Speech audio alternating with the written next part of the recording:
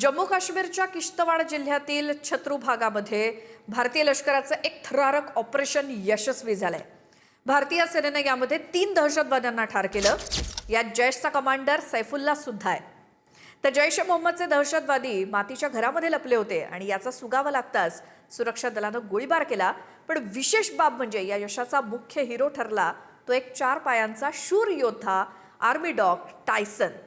या मोहिमेत सहभागी झालेल्या टायसन नावाच्या एका जर्मन शेफर्ड श्वानानं शत्रूची गोळी आपल्या अंगावर झेलली आणि अशाही जखमी अवस्थेत टायसन काही मागे हटला नाही, तो पुढे जात राहिला आणि त्याच्या धाडसामुळे दहशतवादी सापडले आणि सुरक्षा दलांनी निर्णायक कारवाई सुरू केली। तर टायसनला लगेचच विशेष वैद्यकीय उपचारासाठी एअरलिफ्ट करण्यात आलं। त्याला उधमपूरच्या आर्मी हॉस्पिटलमध्ये दाखल करण्यात आलंय। आता त्याची प्रकृती सुधारतीये।